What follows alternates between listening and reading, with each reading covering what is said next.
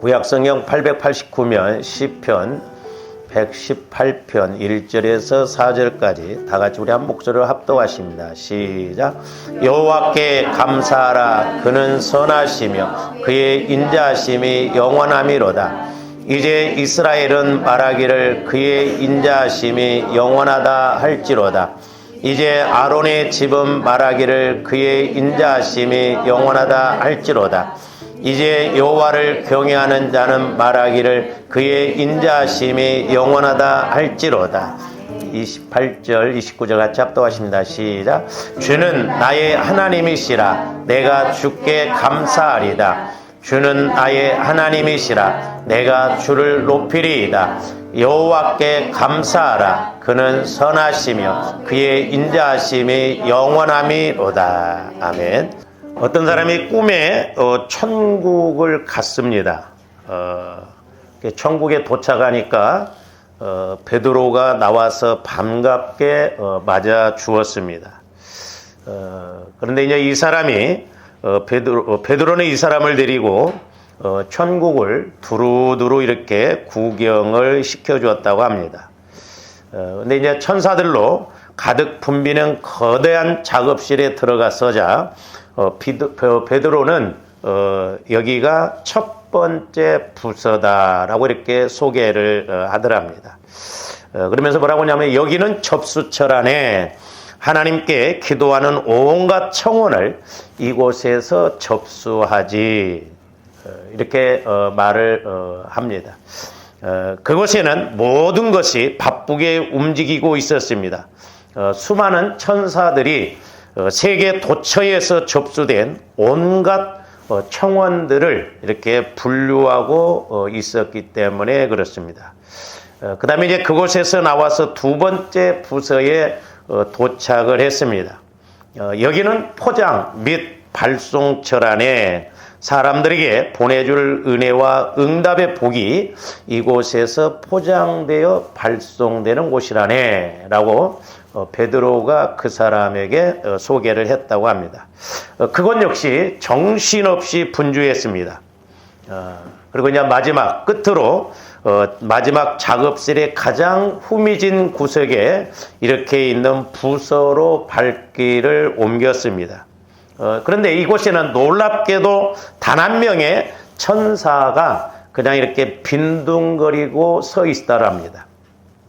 그러면서 베드로가 소개하기를 여기는 확인처라네 하고 베드로가 그에게 일러 주었습니다. 이 사람은 이곳이 왜 이렇게 한가한지를 베드로에게 물었습니다.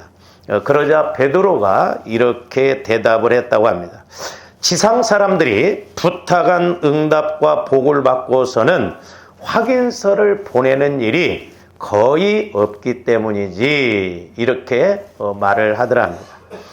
그러자 그는 어떻게 하면 하나님의 복을 확인하는 것인지를 베드로에게 물었다고 합니다. 그럴 때 베드로가 뭐라고 이야기를 하냐면 간단하네. 그저 주님 감사합니다라고 말하면 되네 이렇게 이야기를 하나의 예화겠습니다만은 다른 부서는 다 바쁜데 감사에 대해서는 그 천사가 빈둥빈둥 할 일이 없다는 거죠. 왜? 별로 올라온 것이 없으니까 감사하다고 이렇게 표시하는 것이 없으니까 그렇더라 이 말이죠. 그래서 시편 50편 23절에서는 뭐라고 그랬느냐? 시편 50편 23절 한번 봅니다. 감사로 제사를 드리는 자가 나를 영화롭게 하나니 그랬어요. 그러면서 그의 행위를 옳게 하는 자에게 내가 하나님의 구원을 보이라. 저기 잘 보시면 감사로 제사를 드리는 자가 하나님을 영화롭게 영광스럽게 하는데 그 행위가 옳다는 거예요. 그러니까 감사는 하나님이 얼마나 기뻐 받으신가를 알 수가 있어요. 그리고 우리가 이렇게 감사가 끊이지 않을 때 하나님이 조어름들에게 구원의 은혜를 주시는데 우리의 구원이라는 건 영혼 구원뿐만 아니라 전인적인 구원입니다. 가난에서 구원, 질병에서 구원, 어려움에서 구원, 미련함에서 구원, 무지에서 구원, 전인적으로 우리에게 은혜를 베풀어 주시는 그 지름길이 뭐냐? 감사예요. 그래서 데살로니가서 5장에서도 보면 범사에 감사하라. 이는 그리스도 예수 안에서 너희를 향하신 하나님의 뜻이다. 그러니까 범사에 저와 여러분들이 힘들든 어렵든 내 마음대로 안 되든 그것도 다 하나님의 뜻 가운데 있기 때문에 감사하라는 것이죠. 그래서 이 감사가 얼마나 능력이고 감사가 얼마나 은혜인가. 그래서 아까 저와 여러분들이 이제 제가 개사한 그 나의 감사 되신 주, 제가 뭐 음악에 대해서는 저도 문외한인데 하나님이 얼마나 저 같은 무식한 사람을 통해서 그 이렇게 감사에 대해서 가르쳐 주고 싶으셨으면 제가 그 감사를 개사를 했는 거예요. 그래서 하나님이 감사에 대해서는 그렇게 기뻐 받으시는구나. 그래서 저와 여러분들이 그럼에도 불구하고 영원하신 하나님의 인자하심에 감사하시기를 주님의 이름으로 축원을 드립니다. 뿐만 아니라 시편 50편 14절에서 15절도 봅니다. 감사로 하나님께 제사를 드리며 지존하신 이에게 내 소원을 갚으며 환난 날에 나를 부르라. 내가 너를 건지리니 내가 나를 영화롭게 하리로다. 그러니까 이렇게 감사로 하나님 앞에 나가라는 것이죠. 그리고 하나님 앞에 환난 날에 기도하라는 것이죠. 부르짖어 기도하라는 것이죠. 혹시 여러분들 신앙생활 몇 년 하셨습니까? 예를 들어서 내가 30년 했을 때 어려울 때 하나님 내게 이렇게 어려움 주셔서 감사합니다. 그렇게 기도해 본 사람 손을 밑으로 내려봐. 응? 아니 진짜 여러분들이 어려울 때 하나님 내게 어려움 주시니 참 감사합니다. 내가 미련해서 어리석어서 몰랐습니다. 이렇게 어려움 통해서라도 예수님을 만나게 하려니 감사합니다. 그런 기도를 해보냐. 아마 그런 기도를 하면 하나님이 감동받을 거예요. 응? 내가 웬일이냐? 안 하던 짓을 하네. 우리가 안 하던 짓을 하면 세상적으로 안 하던 짓을 하면 어떻게 된다고 그러잖아요. 근데 영적으로는 안 하던 짓을 하면 은혜 받아요. 할렐루야. 그러니까 신앙생활은 속된 말로 좀 여러분들이 맛이 가야 돼. 그래서 좀 또라이 비슷하게 이렇게 뭣도 모르고 막 좀 바보네 그런 소리 들어야 돼. 여러분들 똑똑한 여러분에 의해서 똑똑으로 결국 내가 더 힘들다 이 말. 그래서 우리는 단순해야 돼. 그래서 이렇게 하나님 앞에 감사할 때 어려움도 감사하면 하나님께서 왜 어려운가도 가르쳐 주시고 그 어려움을 해결해 주실 수 있는 우리 하나님은 저사람들 어렵게 하는 것이 하나님 뜻이 아니거든요.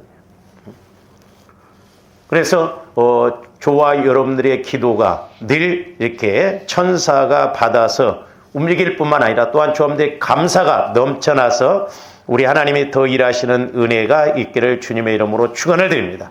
여러분들이 선물을 받았다면 잘 받았다고 인사 정도는 해야 마땅한 것이 아닙니까? 그렇죠? 잘 받았다든지 못 받았다든지 인사를 해야 뭐 택배가 갔는지 안 갔는지를 알 수 있잖아요. 그러니까 우리가 영적인 측면에서도 마찬가지입니다. 하나님께서도 우리 잘 받았는지 못 받았는지 궁금해 하시지 않을 것 아닙니까? 물론 하나님은 다 아시고 계시죠. 그러니까 하나님은 다 아시고 계시지만 그럼에도 불구하고 기도하라고 그랬어요. 기도해야 응답을 주신다고 그랬어요. 가끔 가다 사람들이 아니 하나님이 다 아신다면서 왜 안 주십니까? 근데 기도를 해야 주신다라고 그래요. 그러니까 감사도 하나님이 우리가 감사한지 하는지 아시지만 우리가 늘 이렇게 감사하는. 그래서 저와님들이 매일매일 감사하면 좋겠습니다만은 그래서 이제 집사람하고 저하고 이렇게 서로 서운한 게 있어요. 우리 매달 그래도 한 번 정도는 하나님 앞에 감사한금을 드리자. 그래서 저와 여러분들이 감사를 자주 드릴 때 하나님께서 역사해 주실 줄로 믿습니다. 하나님께서 우리들에게 은혜를 주시는 이유가 무엇일까요? 바로 우리들의 감사와 영광을 받으시기 위해서입니다. 예, 하나님도요 어떤 면에서는 전지전능하신데 제가 아는 하나님 부분적으로 한다면 하나님은 어떤 데 참 소갈머리 없으십니다. 보세요. 하나님이 모든 걸 다 포기하고 내려놓으셨어요. 심지어는 아들을 죽이는 데까지도 내어놓으셨어요. 근데 우리 하나님의 포기하시지 않는 것이 한 가지가 딱 있는데 그게 뭐냐면 영광 받으시는 거예요. 영광. 감사를 드리는 거예요. 그러니까 우리가 하나님 앞에 이렇게 감사할 때 하나님도 해볼래 하시는 거예요. 예? 뭐 그렇다고 해서 조합원들이 감사할 만큼 감사합니까?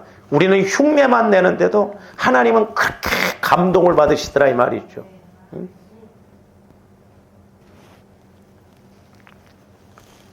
우리 이런 측면에서 누가복음 17장에서 보면 자 11절에서 19절 저와 여러분들 안 그럴 것 같지만 우리 예수님께서도 좀 문둥병들을 고쳐줬는데 잘 보세요. 우리 예수님이 괜히 저렇게 하신 말씀에 오늘날도 마찬가지입니다. 조함들이 은혜 받았음에도 불구하고 또 어떤 면에서는 감사해야 함에도 불구하고 우리는 감사가 너무 인색하거든요. 예수께서 예루살렘으로 가실 때 사마리아와 갈릴리 사이로 지나가시다가 한 마을에 들어가시니 나병 환자 10명이 예수를 만나 멀리 서서 소리를 높여 이르시되 예수 선생님이여 우리를 불쌍히 여기소서 하거늘 계속 봅니다. 보시고 이르시되 가서 제사장들에게 너희 몸을 보이라 하셨더니 그들이 가다가 깨끗함을 받은지라. 자, 10명의 나병 환자들이 제사장에게 보이라고 하니까 가다가 깨끗이 나음을 입었어요. 15절 그 중에 한 사람이 자기가 나은 것을 보고 큰 소리로 하나님께 영광을 돌리며 돌아와 10명 중에 한 사람만이 영광을 돌리며 예수님께 나왔다는 거죠. 16절 예수의 발 아래에 엎드려 뭐하니? 감사하니 그는 사마리아 사람이에요. 이방인이에요. 당시 유대인들이 개취급했던 무시했던 사마리아 사람이에요. 그 사람만 와서 예수님께 무릎을 꿇고 감사했어요. 그랬을 때 우리 예수님 17절 뭐라고 해요? 예수께서 대답하여 이르시되 10사람이 다 깨끗함을 받지 아니하였느냐? 그 9은 어디 있느냐? 계속 봅니다. 이 이방인 외에는 자, 그러니까 사마리아 사람이죠. 이방인 외에는 나머지는 어떻게 보면 유대인들이었어요. 하나님을 믿는다고 하는 사람입니다.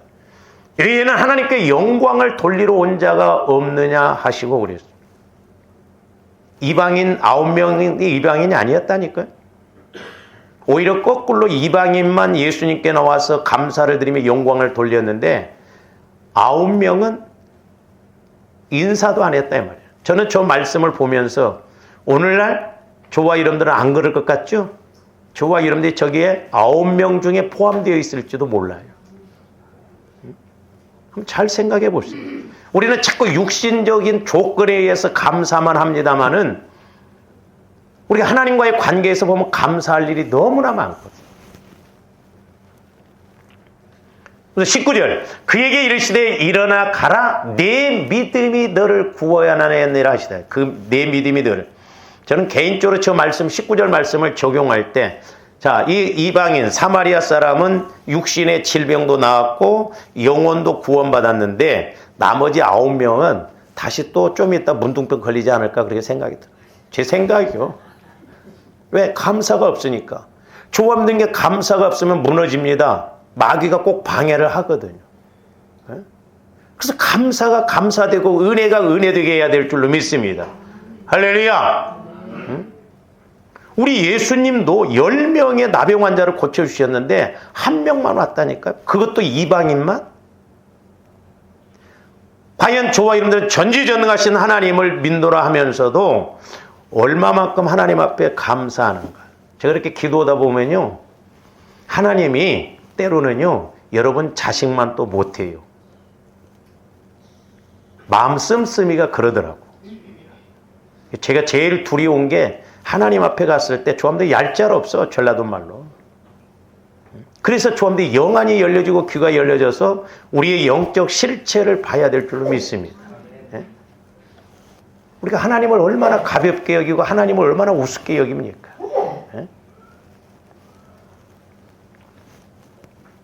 오늘날도 어떻게 보면 우리가 감사해야 하는데 그럼에도 불구하고 감사함에도 불구하고 9명처럼 감사하지 못하다 보니까 더 감사할 일이 안 생기지 않는가 그런 생각을 가져봅니다. 자, 우리 하나님께서 존재하시는 이유도 감사와 영광을 받으시기 위해서 존재하시고, 하나님께서 우리들을 지으신 목적도 우리들로부터 찬양과 영광을 받으시기 위해서입니다.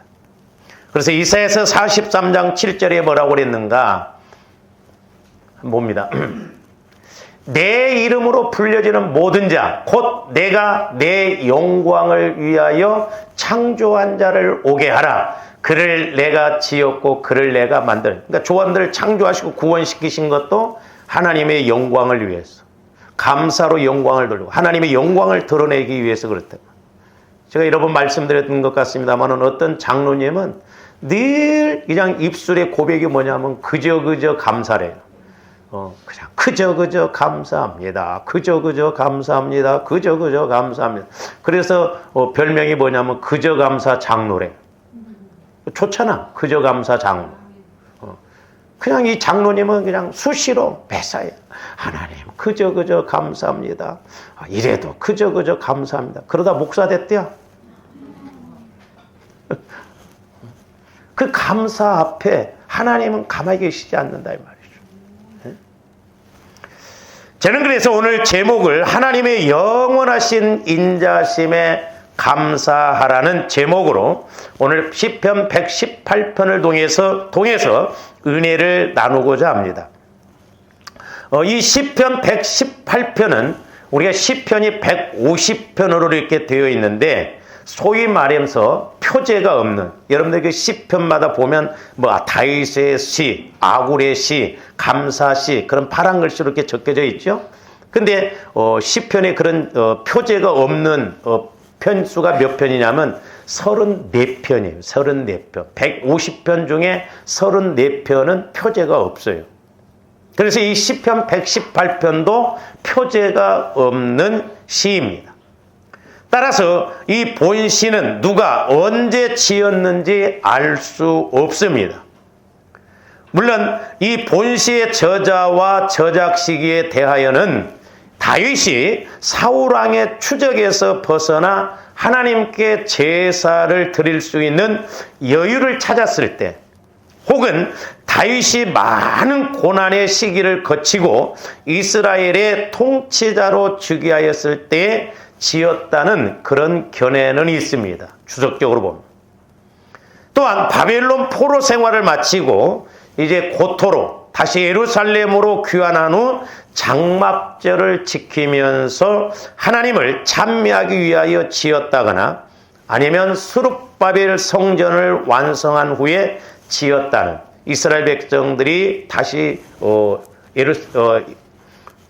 아수리에 의해서 포로 생활 70년 하고 다시 이제 귀환을 해서 그 스룹바벨 성전을 짓지 않습니다.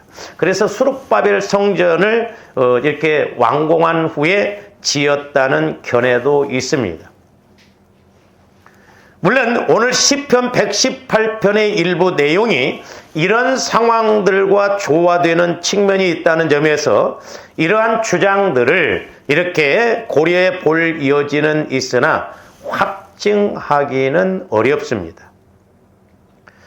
그러나 분명한 것은 전반적인 내용으로 볼 때 이 시편 기자가 그야말로 극한 고난과 그런 고통의 속박 가운데서 이제 이렇게 벗어나서 그 구원을 체험함으로 말미암아 그 구원에 대해서 감사하고 더 큰 구원의 은혜를 내다보면서 하나님을 찬양하며 감사하는 시라는 것에는 확실합니다.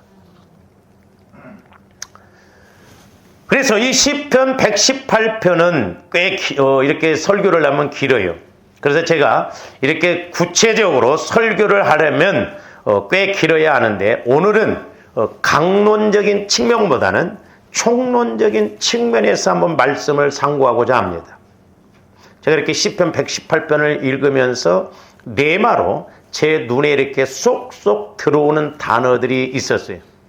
그래서 자세하게 이렇게 풀기보다는 좀 우리가 총론적인 측면에서만 이렇게 읽어도 그 의미를 알아도 은혜가 될까 싶어서 제가 이렇게 오늘 시편 118편을 이렇게 본문으로 삼았습니다. 근데 이 시편 118편은 시작과 끝이 동일한 표현으로 끝납니다. 1절에 보면 뭐라고 그랬습니까? 여호와께 감사하라. 그는 선하시며 그의 인자심이 영원함이로다 그랬어요.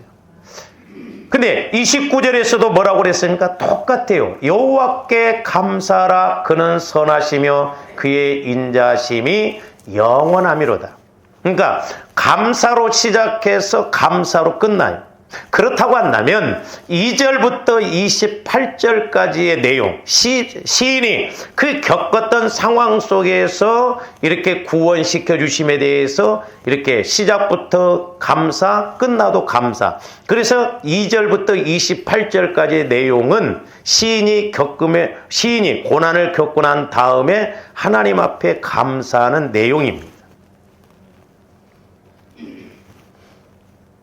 그래서 저와 여러분들이 단락단락 한 구절 한 구절 감사라는 표시가 없지만은 여러분들이 그 단락단락마다 감사를 넣어서 읽어도 이렇게 틀린 것이 아니에요. 5절 한번 보세요. 5절. 내가 고통 중에 여호와께 부르짖었더니 여호와께서 응답하시고 나를 넓은 곳에 세우셨으니 감사합니다. 이렇게 읽어도 맞는 말이에요.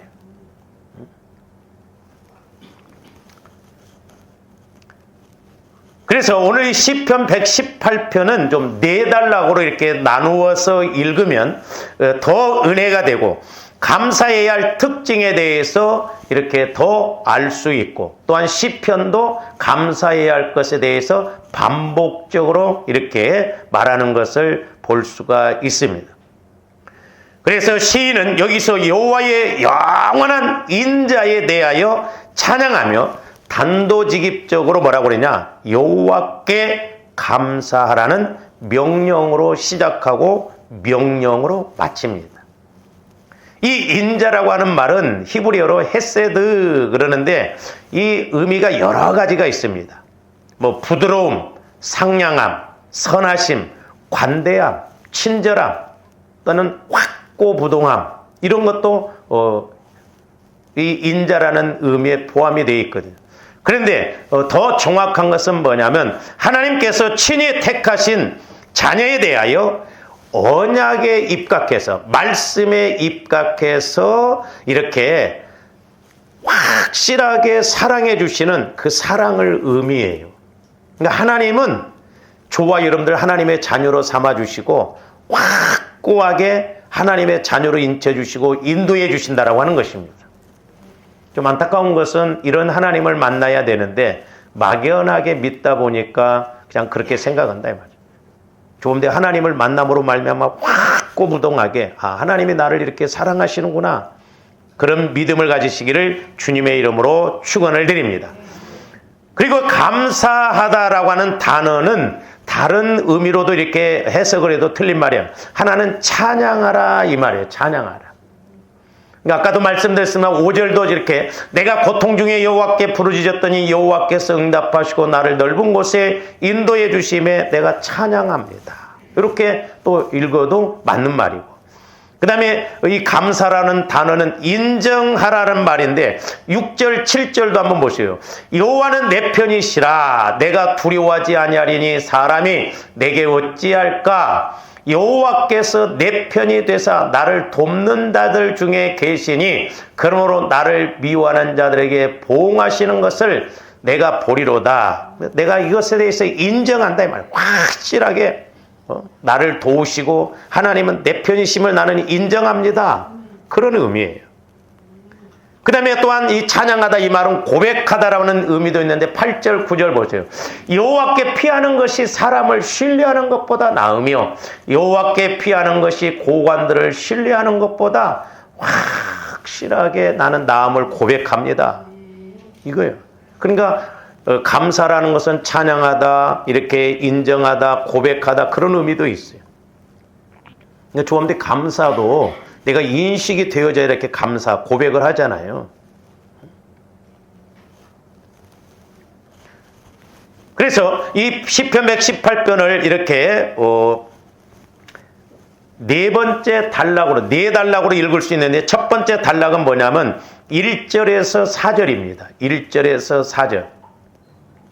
1절에서 보면 여호와께 감사하라, 그는 선하시며 그의 인자하심이 영원함이로다, 이렇게 말하고 2절, 3절, 4절에서 똑같이 삼중적으로 반복을 하고 있어요. 인자하심이 영원하다, 인자하심이 영원하다, 인자하심이 영원하다. 삼중적으로 이렇게 강조를 하고 있습니다. 이 말은 뭔 말이에요? 감사의 중요성을 강조하고 있는 것이다, 이 말이죠. 그러면 오늘날 이제 저와 여러분들이 적용적인 측면에서 본다고 한다면 어떻게 적용을 해야 될까? 거기 2절에서는 이스라엘은 말하기를 그의 인자하심이 영원하다 할지로다. 이스라엘은 오늘날로 말하면 이제 하나님께서 택하신 믿는 자의 무리, 교회를 상징한다고 볼 수도 있죠. 그렇게 적용할 수도 있고, 그 다음에 3절에서는 아론의 집은 말하기를 그의 인자하심이 영원함이로다 할지로다. 여기서 아론의 집은 예수 믿는 저와 여러분들의 가정, 예수 믿는 집을 이렇게 상징적으로도 볼 수도 있고, 그 다음에 4절에서는 여호와를 경외하는 자는 말하기를, 이것은 여호와를, 하나님을 믿는 저와 여러분들에게 적용을 해도 돼요. 그러니까 나와 가정과 교회는 이렇게 하나님의 영원하신 인자하심에 대해서 감사하라는 것이죠. 할렐루야. 그 다음에 이제 두 번째 단락은 5절부터 좀 깁니다만은 21절까지의 말씀입니다. 이 5절에서 21절에서는 여호와의 영원하신 인자하심을 찬양하며 감사할 수밖에 없는 이유, 즉 이 시인 자신의 구원 체험에서 우러나온 역동적인 그런 간증과 찬양이 소개됩니다. 이 시편은 자기가 확실하게 체험한, 역동적으로 체험한 그것에 대해서 단도직입적으로 이렇게 확실하게 감사하며 찬양하며 영광을 돌리라는 것이죠. 그러면서 6절, 7절에서 보면 무엇을 한번 조함들이 봐야 되냐면, 거기 뭐라고 그랬어요? 6절에서는 여호와는 누구 편이라? 내 편이라 그래요. 여호와는 누구 편이라? 내 편이다, 이 말이야. 여러분들이 어떤 상황 속에서도 하나님이 내 편이라는 걸 인식합니까? 내 편이야, 내 편. 그리고 7절에서도 뭐라고 그랬어요? 여호와께서 내 편이 되시나니 나를 돕는 자들 중에 계시니 그러므로 나를 미워하는 자들에게 보응하시는 것을 내가 보리라. 내 편이에요. 하나님이 내 편 되심에 감사하시기를 바랍니다. 할렐루야. 그러니까 여러분들이 힘들고 어려울 때일수록 하나님 찾으면서 내 상황이 이렇습니다. 내 형편이 이렇습니다. 왜? 하나님은 내 편이시기 때문에. 지금 이 시인은 확실하게 체험의 고백 속에서 아주 확증적으로 이야기는 하나님은 내 편이시다.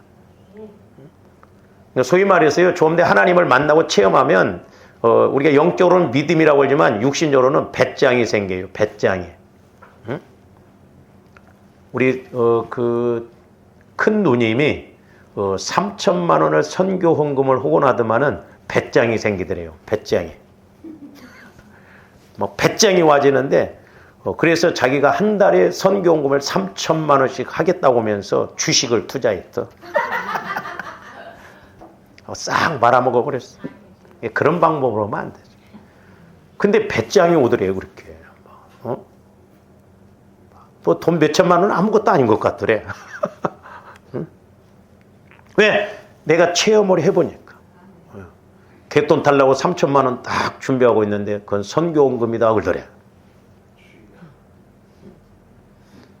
그러니까 조합대 하나님을 만나면, 하나님을 체험하면 소위 말해서 배짱이 생깁니다. 할렐루야. 아무리 지지고 까불고 그래도 딱 말씀이 내 안에 있으면 배짱이 생겨요. 저도 누가 제일 무섭냐? 기도 많이 한 사람이 제일 무서워요. 여러분들 기도 안 하면 안 무서워. 아무리 돈이 많고 뭐 해도 하나님이 훅 하면 하루아침에 날아가 버려요. 저와 여러분들이 하나님을 백그라운드로 삼아야 돼. 왜? 하나님은 내 편이시기 때문에. 꼬마둥이들이 보세요. 지네 엄마 아빠가 가면 막 형들을 발로가 차잖아. 왜? 지 뒤에 엄마 아빠가 있다 이 말이죠. 전지전능한 하나님을 배경 삼아야 될 줄로 믿습니다. 응?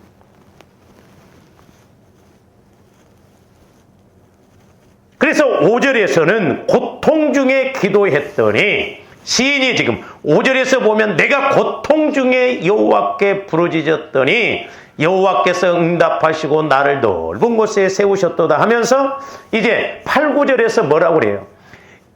내가 여호와께 기도했더니 이렇게 내 고통 중에서 내 기도를 응답 주시면서 그래서 8절, 9절에서 보면 여기에서도 또 강조하는 단어가 나와요.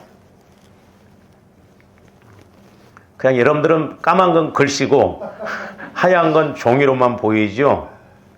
그러니까 고통 중에 기도한 것에 대해서 고백이 나오는데 여호와께 피하는 것이 고관들을 신뢰하는 것보다 낫도다. 문 나라가 나를 에워쌌으니 내가 여호와의 이름으로 그들을 문 나라가 아무리 국가적으로 나를 공격한다 할지라도 여호와께서 나를 지키시고 그들을 공격을 끊게 하신다는 거예요. 그러니까 시인은 이렇게 확실하게 하나님께서 내 편이시라는 걸 알았고 또한 여호와께 피하는 것, 여호와께 기도하는 것이 고관들, 사람들을 의지하는 것보다 낫다는 거예요. 조아림들은 흔히 뭔 일이 생기면 자꾸 물질을 의지하고 세상을 의지하려고 하잖아요. 요나가 불순종해서 이렇게 풍랑을 만났을 때 그 뱃사람들이 배를 가볍게 해보려고 자꾸 바다에다 다 던지잖아요.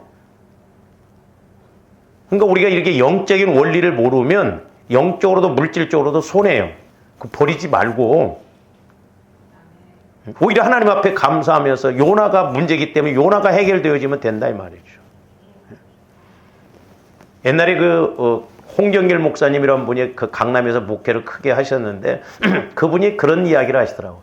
자기가 먼 교회에 일이 있으면 이렇게 그 집사들 중에는 변호사도 있고 그러는데 부탁을 하면 자꾸 그런 방법으로 해결을 하려고 하는데 좀 그런 것들이 마음에 속상하더라는 거예요.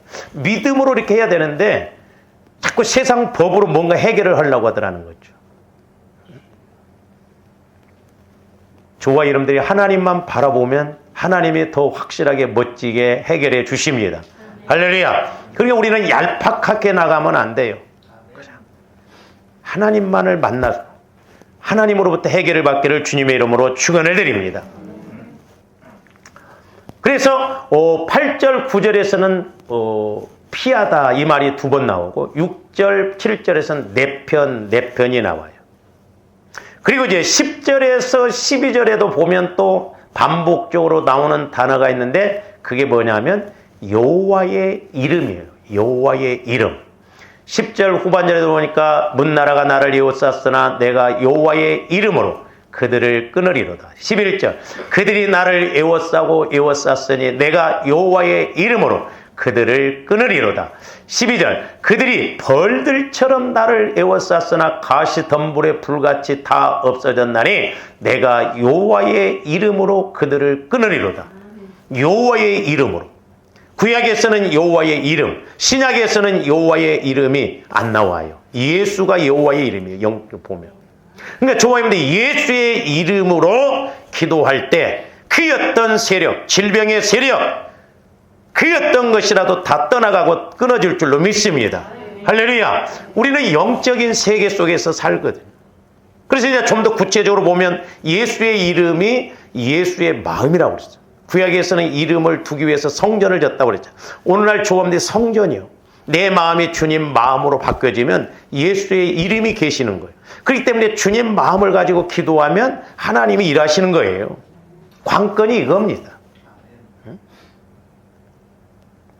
그러니까 나라가 에워싸고 그 어떤 것이 에워싼다 할지라도 사실 오늘날 조합들의 문제는 뭐가 문제예요? 마귀가 문제거든요. 마귀가 가난하게 하고 병들게 하고 어렵게 하고 힘들게 하고 그러니까 그 영적 세력들을 먼저 우리가 끊어내야 된다 이 말이죠. 그걸 위해서 우리가 기도해야 될 줄로 믿습니다.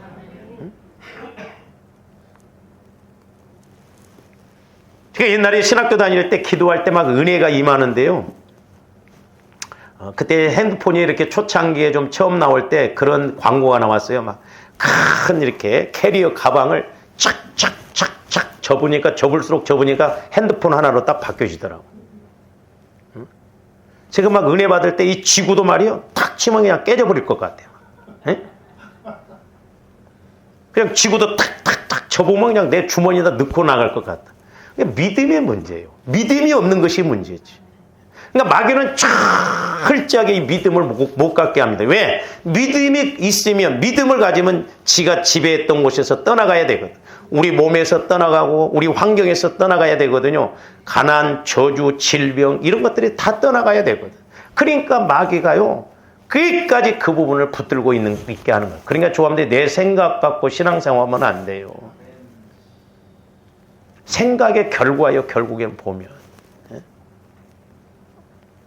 근데 여러분들이 어떤 때는 제가 이야기를 해도 안 받아들이잖아. 응? 그렇게 제가 이야기를 해도 안 믿고 안 받아들이잖아. 그러니까 앞으로는 좀 물어봐야죠. 목사님, 이렇게 가면 될까요? 응? 여러분 생각대로 가면 안 된다 이 말이에요.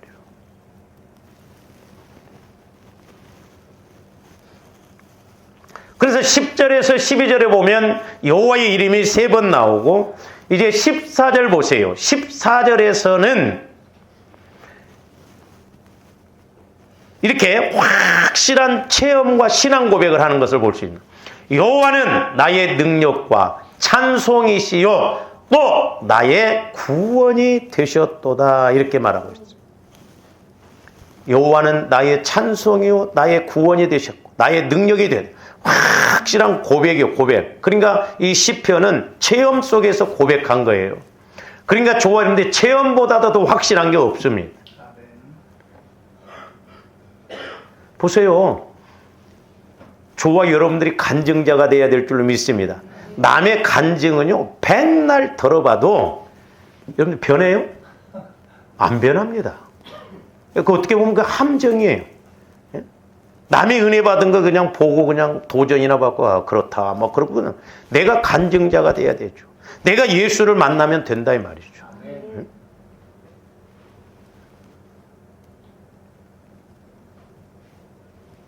그런데 어떤 면에서는 우리가 어떤 행사하고 그러면 사람들이 그걸로 끝나버립니다. 그래서 제가 그래서 우리 교회는 제가 못하게 하는 게 아니라 여러분들이 기도의 어떤 흐름, 리듬을 깨치지 않기 위해서 꾸준히 기도를 하도록 하기 위해서 밀고 나가는 거예요.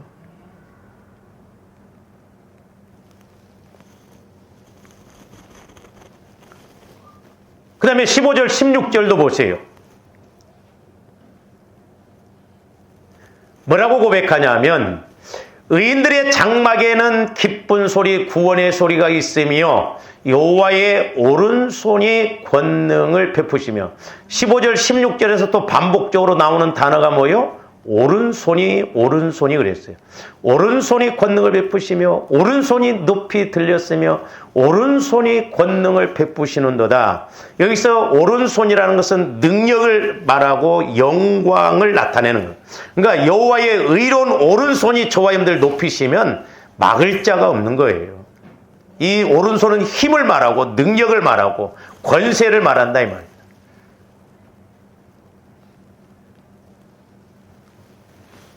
그런 말이 있잖아요. 사나이가 칼을 뽑았으면 호박이라도 한번 찔러봐야 되는데, 조합도 예수를 믿었으면 뭔가 좀 고백이라도 이루어져야 할 거 아니에요. 아무 체험도 없이 고백도 없이 이렇게 가면 안 된다니까요.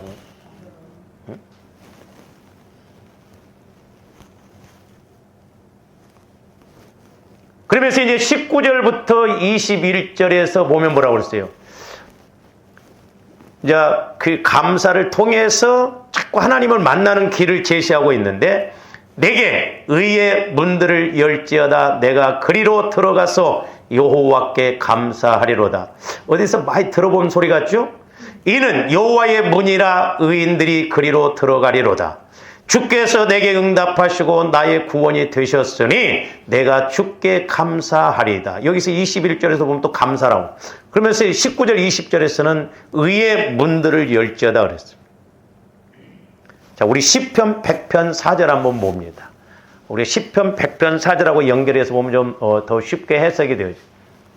감사함으로 그의 문에 들어가며 그랬어요.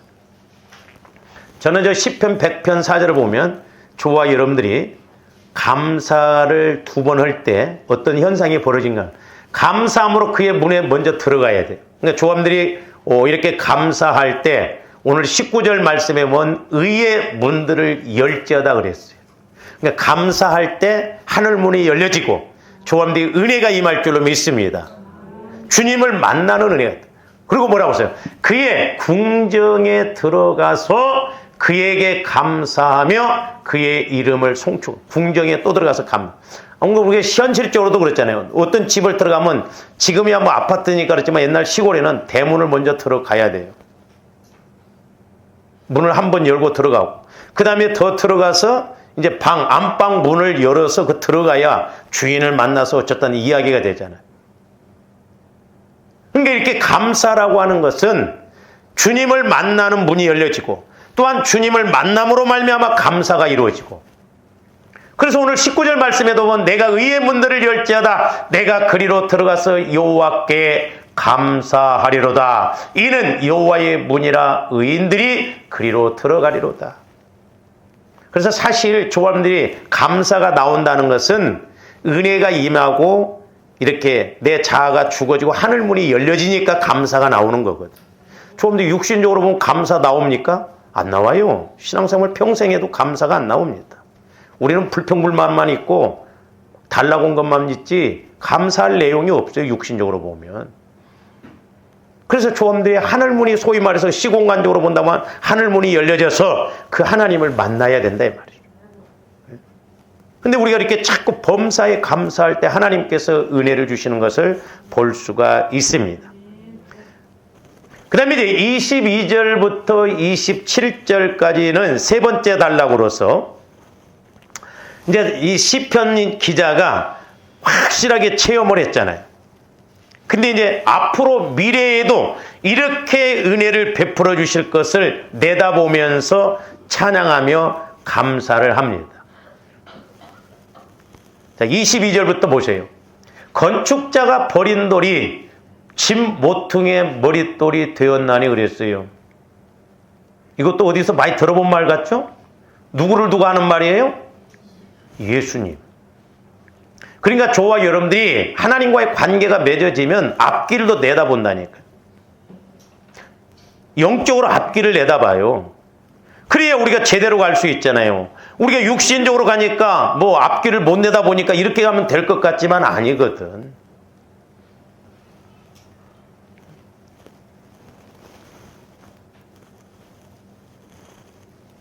그런데 여기서 또 하나 이제 이렇게 아셔야 할 것이 뭐냐면, 그러니까 세 번째 단락으로서 여호와께 정하신 미래를 내다보면서 감사라고 한 거 22절부터 27절까지는. 근데 또한 22절에서 27절까지 반복적으로 쓰는 단어가 또 나오는데 그게 뭐냐면 우리라는 단어예요. 우리. 23절에서도 우리 눈에 귀한 바도다. 24절 우리가 즐거워하고 기뻐하리로다. 25절 우리가 구하옵나니 이제 형통하게 하옵소서. 26절 우리가 우리의 집에서 너희를 축복하였도다. 27절 여호와는 하나님이시라 그가 우리에게 빛을 비추셨으니.